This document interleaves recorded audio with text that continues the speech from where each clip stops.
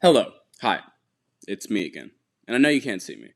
That's because this video is more going to be like a podcast.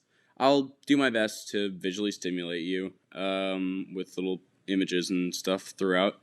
But feel free to just listen to this in the background. You can be playing video games. I know I like to listen to YouTube videos like this whenever I'm just doing stuff, so feel free to just listen like that. This is by far the most ambitious thing I've done on my channel so far, which isn't saying a lot because I've only made like 4 videos, but I'm pretty proud of this one, and I think it'll go down well. I hope you guys like it, and if you do, like, you know what to do. Scarborough FC. As an American, the first time I heard of this club was watching Sky Sports Retro about maybe 4 or 5, maybe even 6 years ago. They were involved in a famous occurrence which took place in the 1998-1999 season's final day. The day in question was May 8th, 1999, and the division in the league was the third, now called League 2, which was actually the 4th division, but it was called Division 3. It's all a bit confusing. Anyway, Scarborough fans were on the pitch celebrating with a pitch invasion, and they were on their feet, just jumping up and down. They'd just drawn 1-1 to Peterborough United. This posh side that they had tied contained future Prim players like Simon Davis and Matthew Etherington. As the final whistle blew, the Sea Dogs faithful invaded the pitch in their numbers, celebrating their survival. Carlisle, meanwhile, were deadlocked 1-1 with Plymouth Argyle, and all was good. Brunton Park, meanwhile, was silent as ever. Carlisle's goalkeeper knocked it long and earned the Cumbrian-based outfit a corner. The goalkeeper who knocked it long, that was Jimmy Glass. Jimmy Glass was signed by Carlisle on loan due to special permission from the league after Carlisle sold their only keeper on deadline day. The Cumbrians brought everyone else forward for the corner, and that includes Jimmy Glass. And who else put it in? It was Jimmy Glass. Carlisle fans were in raptures, and they were staying up.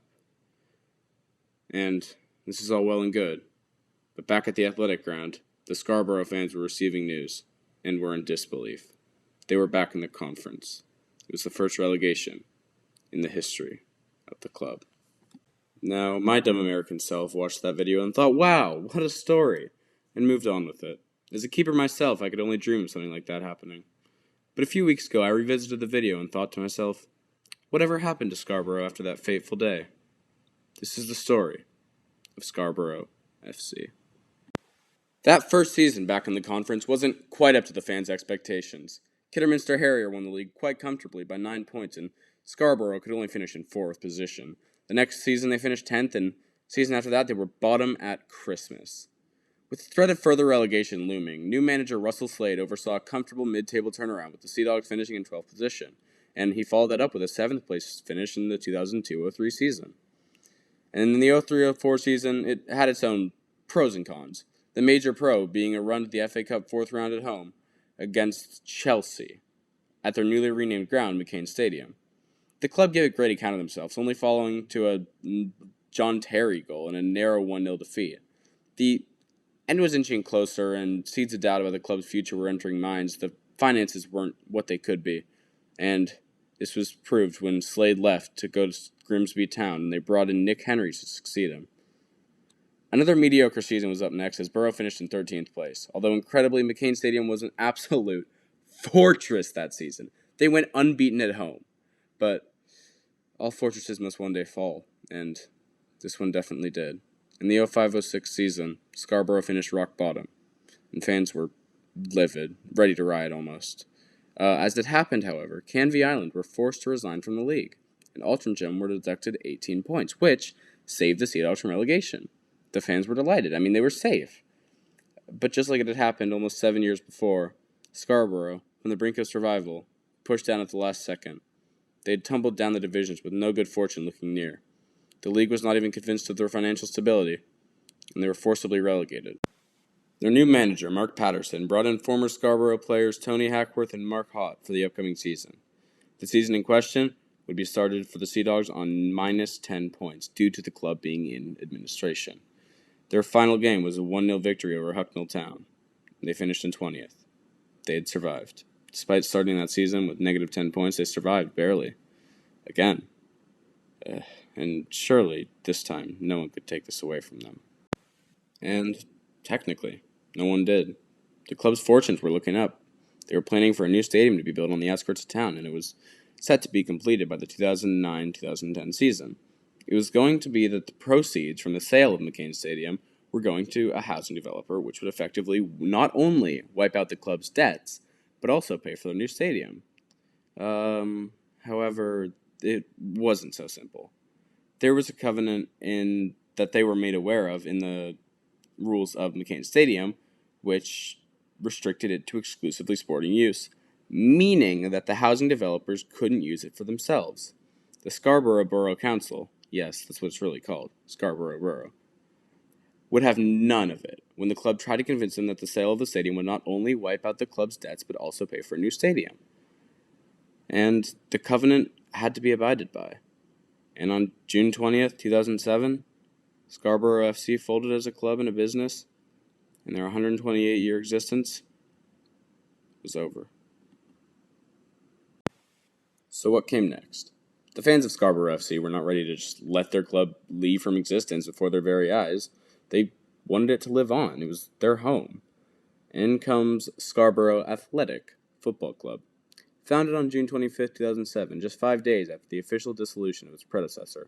SAFC, as I'll call them, to distinguish from Scarborough FC, the original, was the Phoenix Club of Scarborough FC. They had to ground share with Bridlington Town due to the unavailability of any suitable grounds. And their first season in existence was in the Northern Counties East League Division 1.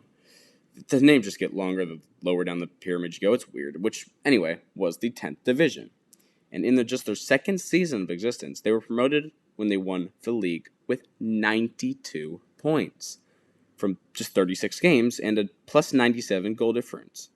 This took them to step 9 on the Football League pyramid, which, it's good. For just a brand new Phoenix club, it's pretty good. And in the 2012-13 season, another convincing season with 99 points and a plus 80 goal difference. They were promoted and went from strength to strength, and were promoted again in 17-18. And now, today, we're about to see SAFC in the National League North following their promotion this season. It's amazing how they've risen back through the divisions, and they're now going to be back where they belong. SAFC at their new 2.8 thousand capacity ground are definitely a team to watch in the coming seasons. And hopefully, one day, the Sea Dogs can go back to where they were, playing against Peterborough, in the same division as Plymouth and Carlisle. The Sea Dogs fans that day, when they were relegated, would never know that within a few short years, not only would they not be back, but they wouldn't technically exist anymore. A lot of teams have felt this. Barry comes to mind, for one. Macclesfield Town. But so many others. It's a problem within the non-league game. And it's good to see some happy news and that they're coming back. They're on the up again. So come on, Borough. Not Middlesbrough. The Sea Dogs. Come on, Borough. You can do it. We're all rooting for you.